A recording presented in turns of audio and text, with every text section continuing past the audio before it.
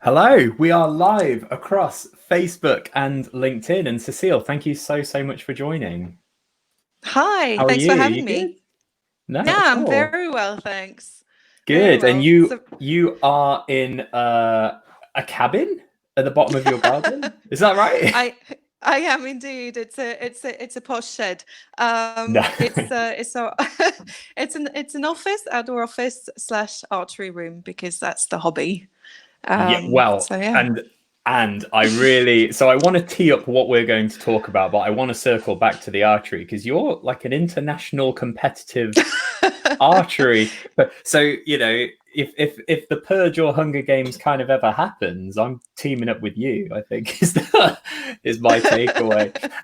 But we're not gonna focus on that right now. But so the reason this came about is so we work together, even though we don't work directly together as much as we used to, which is incredibly sad. But we did used to work together side by side for a while, and now we work in different parts of Barclays. But I was doing a talk recently and was asked, what are, if I was starting my career from afresh, what are 3 roles that I would be looking to get into? And I said one of them would be around product management or product ownership, because you kind of get a bit of a flavor of everything, of bringing something to market, and finance and legal and the whole. It's a good all-rounded kind of job. The second was anything in voice search. Voice is just doing this, and it's just a really good time to kind of get into it. But the third was, and I don't know what the right terminology is, but I'd say personal assistant or executive assistant kind of role. And the reason for that was because from my outsider's point of view, you are getting paid to sit next to some fantastic people who've had amazing careers and basically learn from them. Some of it, yes, you might be doing coffee runs and all of that good stuff, and we might go into that side of it. But you are learning to run a department or run a business and getting paid to do it at the same time. So that was kind of my take on it. And then obviously you've lived that journey, so you have been a PA. And now you're a senior manager in, specializing in marketing communications. So it'd just be really good to get your career path. How did that come about? I fell into it, actually. It came about due to the financial crisis. I worked in a small marketing agency, and really quickly it was fairly obvious budgets were drying out, and the business wasn't doing very well. Right. And I didn't have the 25 plus years experience that my colleagues did. So I needed to think on my feet. And I think, I'm not entirely sure how, but I think maybe it was something my sister said. And it just really resonated with me. So I didn't see it as a negative. I saw it as an opportunity to restart my career and do something completely different. And it's great. It's how often do you have permission to change your mind or try something new, right? So this was it for me. This was my moment of doing something different, and this role came about, and I was quite worried, if I'm honest, about becoming a NEA or a PA, and there is a distinction. Okay, good. Although not everyone uses it properly. I was worried because whilst I knew, it was clear to me the skills were transferable, I had not really done it before, and I wasn't sure if I could blag it or if I was going to be make a bit of a mess of it. So to go back on the distinction, an EA is much more close. It's much closer to a chief of staff role. Okay. It is very much much more the you learn from the person you're working with. You have a much more involved role. A PA is more traditionally the kind of the nitty-gritty, the diary management. But that said, a lot of people use the terms interchangeably, and what you end up doing is very much dependent on the person you're supporting. So Right. I was Okay. hired as a PA, but I very much did EA work, because there were a number of vacancies in the person's team that I joined. There were 6 vacancies, so I ended up doing a much bigger role than my job description suggested. Yeah. Yeah. And so and on that, and I can see that Matthew's commenting saying, great topic. The internet connection's a little bit unstable, so hopefully that's so it all seems Okay. fine our end. So hopefully it's followable. It's definitely been shakier, but yeah, thank you for commenting. So that distinction then, when so you were the PA to the chief marketing officer, and No.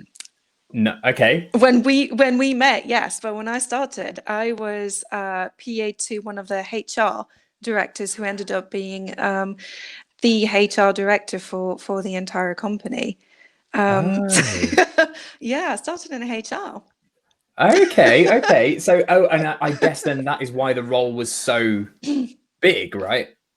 Yeah, it was so big, because when you've got a HR director that's got 6 vacancies in his team, that the need is for far greater support. Yeah. And it was such an amazing opportunity. Not only was it a different organization, financial services, but also never really done HR aside from Yeah. uni. So again, Yeah. an opportunity to get to learn so much. And I think HR, you're privy to an awful lot of information. Yeah, for sure. Some of it I can't repeat, Yeah, no, but that's of course. the amount that you learn about how the organization works, the politics, Mm, the subtle kind of interactions and how people behave, what's on the CEO's mind. Because when you yeah. work for one of their direct reports, you're constantly interacting with that kind of level, the MDs and the directors, and it's amazing having that view of how their mind works, what's important to Mm, them, and building that connection with people. You build a network. And then there is also a difference between having sponsors, and that's how you get your sponsors in the organization, and having mentors. okay. I have both. Okay. So this is a really nice segue, because as if by magic, ta-da, the importance of sponsorship, right? So it's as if I prepared. So I think sponsorship and mentors, very different, very different. My take, mentorship is somebody's either helping you navigate a new area or new responsibilities, or you're kind of drawing upon someone else's experience for Yes. something that you want, and they're able to help with that. Whereas again, my take on sponsorship is really a senior person who is in the room of decision makers, who is able to be your flag waver, right? So when those Yeah. conversations are happening around, oh, we might need this role, who do we think would be for it? Right, we want Cecile, she needs to be the person in that role, right? And so Yeah. how important are sponsors, and how important have sponsors been for your career? Very important for my career. A sponsor is really your champion, and what you described is exactly what's happened to me. I moved from HR into marketing, and that's when we met, because I wanted ultimately to go back into marketing, and I couldn't. There was no obvious way to make that transition. So I had a conversation with the CMO, who committed to me to, we had a good rapport, that she would become my sponsor and she would help me get back into a marketing role. And we were in a recruitment meeting talking about why we hadn't filled a particular vacancy, and she kept looking at me, and I was like, yes, of course, I'll get onto it, and I'll find I'll speak to HR and I'll make this happen. And I didn't really twig until we left the room. She said, no, why don't you apply? Yeah. I just like, And I just thought, of course, that was the whole reason I Yeah. moved back to work for you. And she said, yes, just apply. Yes. That's exactly what you're here for. So yeah, this actually happened, but it makes a big difference. And I think having that person recommend I apply, Mm. and be so well thought of, I think the people who did the interview paid a little bit more attention, Yeah. Yeah. give a bit more credit to my application, Mm. because that person had recommended me. Yeah. And also, that person really, how can I say it? It's not through her experience, because she, that was years before in her career, that Mm. level that I was applying at. But it's more having that mindset, that whole knowledge, that whole approach. Mm. She just gave me a bit of a bump, really, just a Yeah. bit of a kick up the backside. Yeah. And so how would if if someone's watching this and they're thinking, well, they might have a mentor, they might not even be aware that sponsorship is a thing, because sometimes we talk about sponsorship and it's more like visa sponsorship, and that's very different to Yeah. what we're talking about.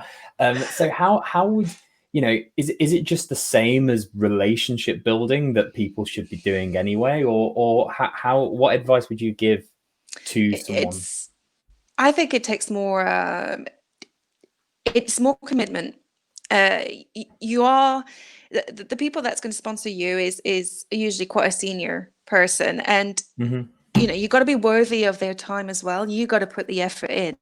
Yeah. It's a two-way relationship, Yeah. and a sponsor will see something in you, and you got to nurture this, and you got to make that happen in a way. There's a kind of a two-way street, a bit of a responsibility, Yeah. on the person being sponsored and the person sponsoring.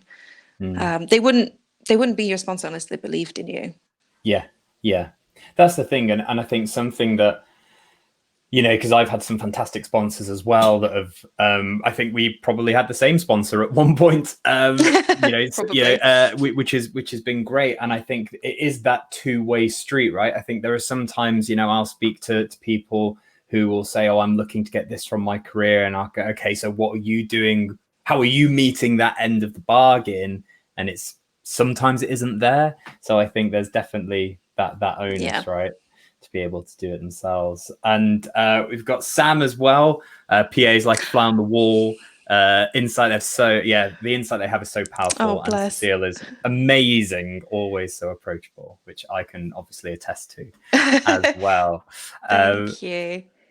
So the other thing that I wanted to talk about then was actually around this. So we've got that distinction between PA and EA. So that's good even for my understanding. But so when because sometimes I'm conscious that sometimes I'll say things and I don't actually know whether they're true. I just think they're true. So every now and then it's good to get some validation as to whether they are actually true. One of them is this whole a PA is a really good thing to get into, because if you are career minded, you can learn from these people around you, can get insight that you wouldn't be privy to. And so is that something, I mean, you've kind of lived it, right? So there must be some truth in it, but would you go as far as to recommend it as a long-term career strategy? It could be. So I didn't have an end gaming plan when I became a PA. It was very much I'm resetting everything. I'm wiping the slate clean and starting over. And I saw it as for what it was, an opportunity to learn new things. And that's what's motivated me throughout my career and the different roles I've had. And if I hadn't learned something or seen it as a development or growth opportunity, I wouldn't have stayed a PA for as long as I did. Yeah. It is very much, to some extent, up to you what you make of the role. If you're content just being there and doing the basics, then that is what you signed up to. But that's the beauty of it, is that you can generally show how much support and how much of a difference you can make to the people that you work with. And no one's ever going to hold back from giving you more work or giving you an opportunity to try new things. If you're willing, if you want to, there is plenty of work to go around. So it is it is a great way to learn. The person I worked for in HR was very visual, quite creative, and he liked to draw lines. And he said to me, well, you're here, and I said, roughly, I think I might eventually like to go back to marketing, not entirely sure. So he kind of mapped another dot somewhere else on the page. And he went, well, you could try and do this, go straight from A to B, but realistically, that's not how life works. You might go a bit up here, then a bit sideways, then back up again. Or you could just decide that actually you kind of don't want to end up here anymore. You want to end up there. And by being an EA PA, you can get to know enough about either the industry or the company or the skill set that you're kind of interested in or working with on day-to-day basis, and make those decisions. So they absolutely, for me, fed my long-term plan, because when I started, I wasn't sure exactly where that B point was. Was it back marketing? Was it somewhere else? So it did shape, being there shaped the whole long-term plan for me. And what is that long-term plan? Because you had promotion after promotion, and you're even one of the few comments we have on here is Sam attesting to how great you are. You're so well known and liked and talented. What's next? Thank you. Is that no, not at all. Is there a next? Do you have it planned out? Or because it seems like at the start it was with the PA work, it was very much, well, this is a really good opportunity and we'll kind of see what happens. Is that still how you operate now as a senior manager, or is it more thought out? No, I do have a bit of an angle. I struggle seeing too far in advance. I always have. It's more of a confidence thing. I think a lot of people feel the need to be the expert in their field before they can then concentrate and focus on the next step. I kind of need to, I've done a lot of sideways moved as well as up, because I like to explore the depth of experience, that the roles. I like to know as much as I can about a particular experience or topic before I move up. So I think I am definitely thinking about the next level, and that's what my sponsor also always recommended. Every time you move up, you need to think about the next step. So I am thinking about the next step. I'm not thinking about the next 10 steps. I'm just thinking about the next one up. And I think one day, yes, I do want to progress. I would like a marketing director role one day. I think, being realistic, I've only been a senior manager for about a year now, so I've got a little bit more experience to gain. But I'm certainly looking at everything I do and everything I learn and everyone I speak to, and seeing how does that feed, how does that support that ambition? What is going to help me achieve this? Without wanting to take my eyes off the ball, because ultimately I'm here to do a job, and the here and now matters. But I've always kind of got that mind, okay, so how do I build those relationships and that network? In order to, and what is the next sponsor or the next mentor to get me in that direction at least? Yeah.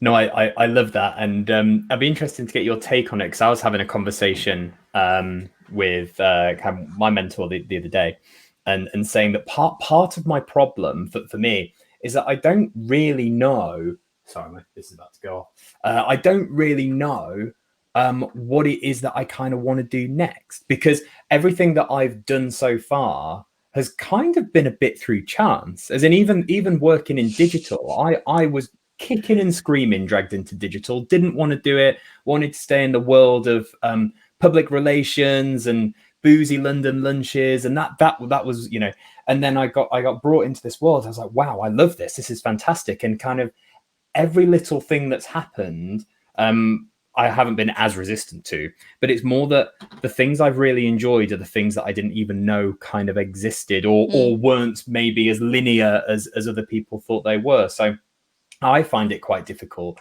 to look at that next thing, because I genuinely, it's more, well, show me options and I'll say, yeah, that sounds good, or no, that. And I wonder how much that resonates with you, or do you, are you definitely right, marketing, this is where I want to go, I want to kind of build here?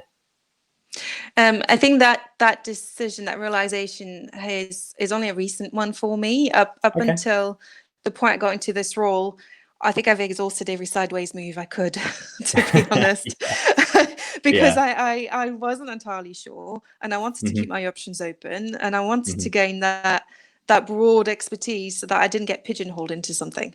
For sure. I wanted options, I wanted choices, but now I think I'm getting to that point where I've got a better view for myself of what I want to do, what I enjoy, without, I'm quite risk averse, so without pigeoning myself into a particular hole, or I have options, but I have a better sense, I think, as time goes by, of what I enjoy, what I want to do. But that's with the world now. The world changes, and who knows, in a year's time, my view of what I think I want to do might well change as well. And it's okay to change your mind.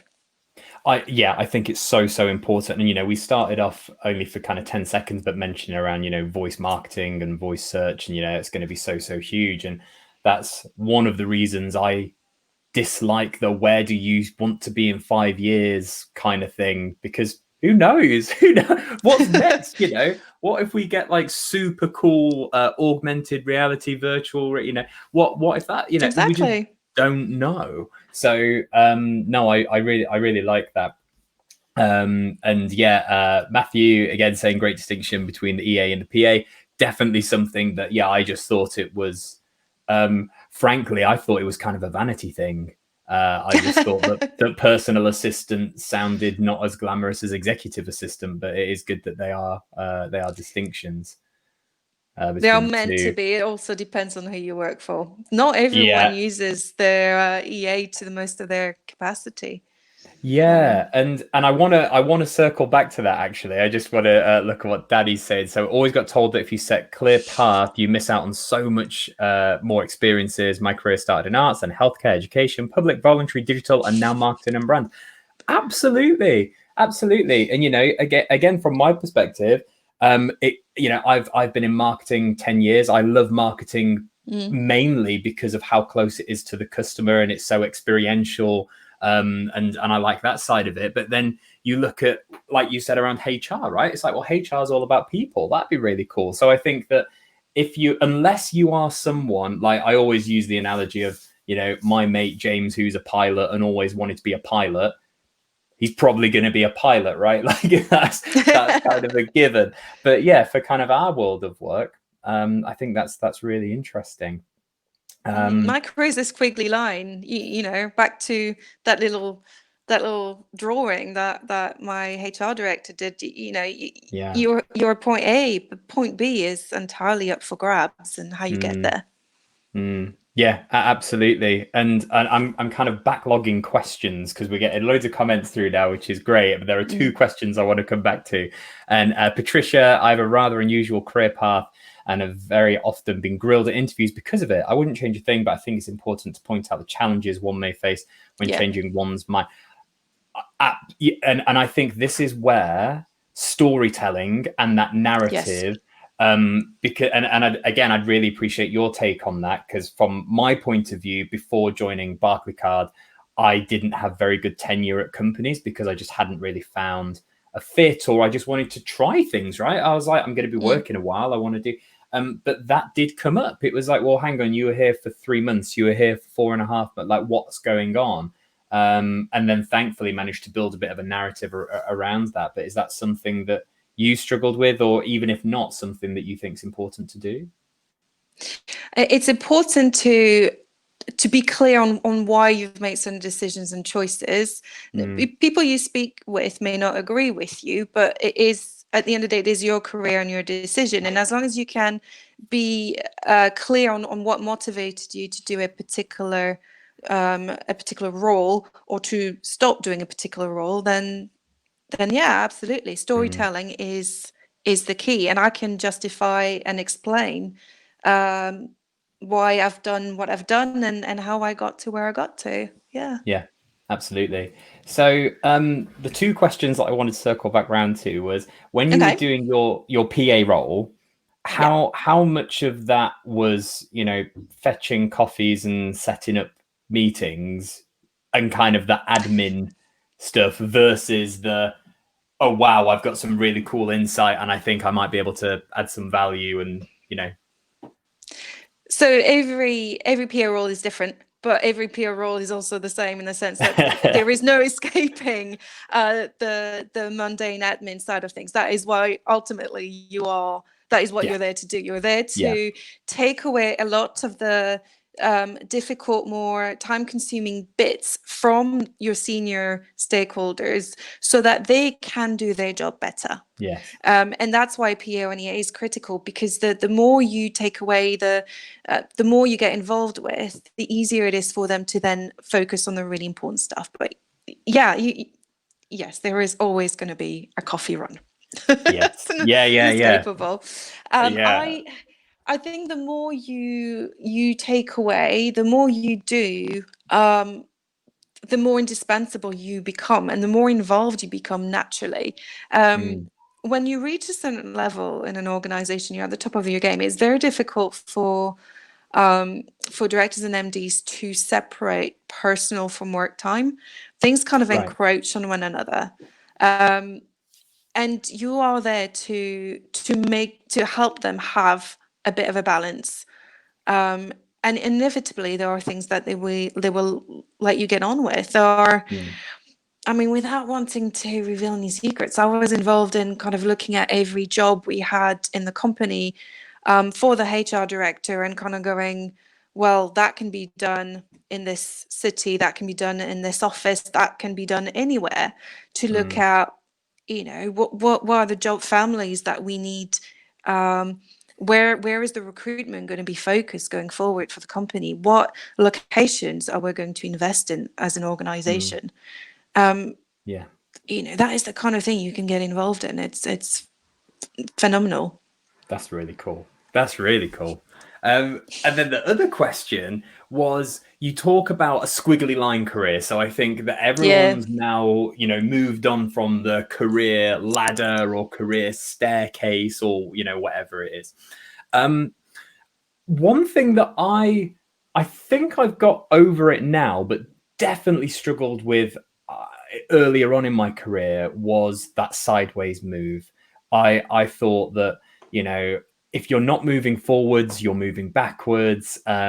I understood logically around, a sideways move more, but I just thought that's going to take more time to get to where I want to get to as my end goal, even though knowing that not to be true, having, people like yourself and having, all these great speakers talk about, up, down and stuff. But I just had some kind of mental block around that. And I guess that doesn't sound like something that you've had to deal with, but is that what would you say to someone that was potentially worried about a sideway or even like a step down to get to where they want to get to? So if you know where you want to get to and you look at what is what people look for skills and experience wise, and you realize you've got a gap, then plugging that gap through a sideways move or a downward move it's essential. It's a good thing, because when you do go up or try to go up and you are pegged against people who have done those jobs, who have got those experiences, then it could be difficult for you to then stand on your own 2 feet against someone else who's got those bits that you haven't got. So it's not always the way, obviously, but it's about maximizing your chances and your potential and learning. To me, it was all about learning. I love learning new things. I love doing different things. I love the variety. And that's why Sideways was an opportunity to do something, again, slightly different, but that would support my next step up. And when it came to the next step up, there was literally nothing that you could look at and say, well, I haven't done this, because I had done all of it. I mean, I probably did 1 or 2 sideways moves too many. I probably didn't need to have every single box tick. You don't need to know everything about everything in order to move up. You need to know enough. So I fell in a little bit into that sideways trap in a sense. I did probably one sideways move too many, but it was peace of mind. That was? Yeah, I was going to say, do you think that was like a confidence thing, or you just you're a completer finisher? No, a confidence thing. Yeah, you wanted to. 100%. And I think that's I mean, gender is a big topic at the moment. I think For women sure. tend to see a role, and there were some statistics around a woman looks at a role and goes, I can only do 70 or 80% of it. I'm not ready to apply. A man Yeah. might look at that role and go, well, I can do half of it. I'll give it a Yeah. shot. So Yeah. I think I'm very much in that bracket of wanting to kind of try everything, do everything so that I get the 80%, 90%. Yeah, yeah. The stats that I fall back on is 9 out of 10 things for women and 6 out of 10 for men. From a study Yeah. that I saw a while ago, a few years ago.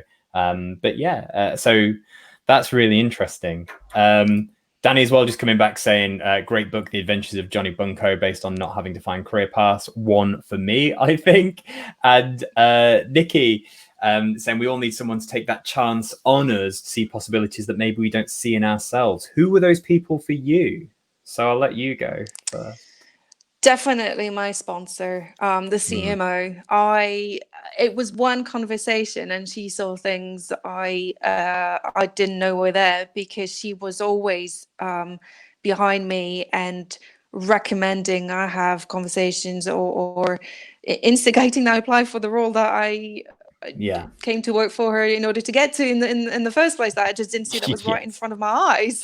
And I Yeah. just didn't see it. And yeah, it was very much. And I think she's very experienced as a sponsor. She has seen and Mm, taken other people on that journey, and that is why she was so good at doing this with me. mm, I think it takes a certain kind of person to be a sponsor. Not everyone can be a sponsor. Some people are yeah. mentors, or there are sponsors. Yeah. Um, yeah, that person definitely.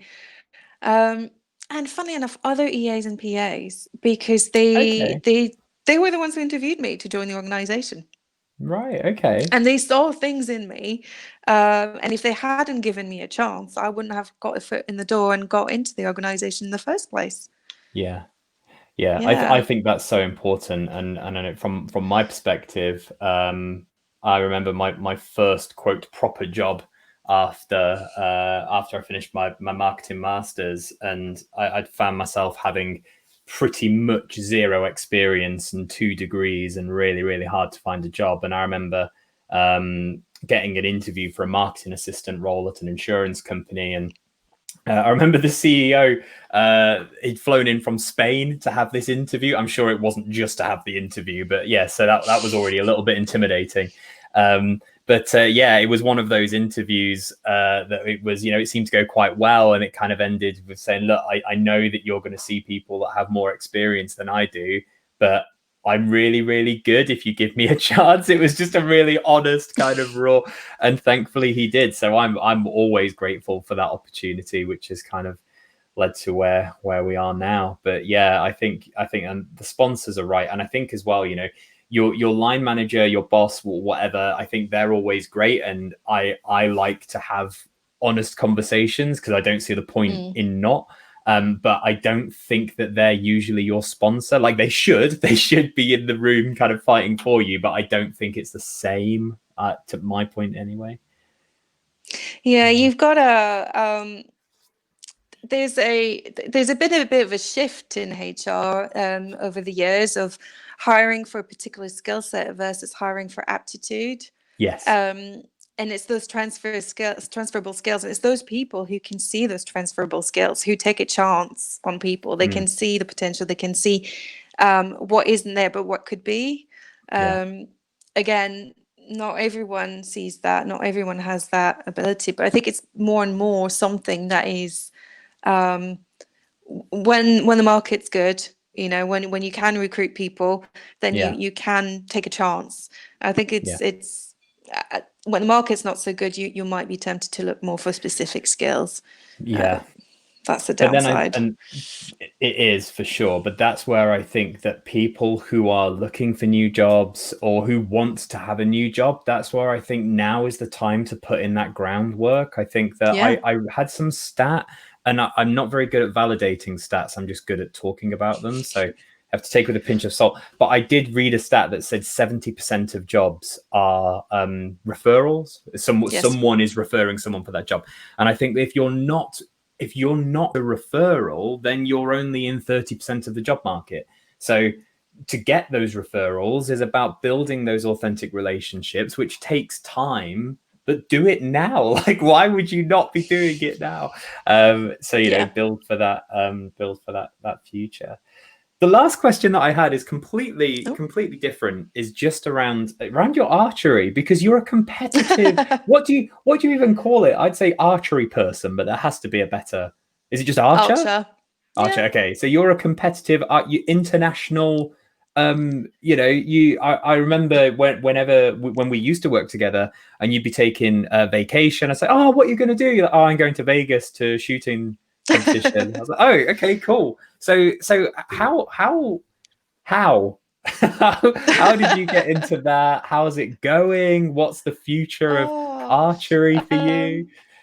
Well, COVID has been it's been interesting, but we my partner and I, we managed to buy a house just shortly before lockdown with a 50-meter garden, so nice. We're all right to train. I do. It's so much fun. It's one of those things. It's a bit like golf. You need to invest a bit of time to be any good. And I haven't put the work in recently. So I've got a competition on Sunday. I don't expect miracles. But who knows? Maybe I'll get one. Maybe. Yeah. It's fantastic fun. What do the neighbors think?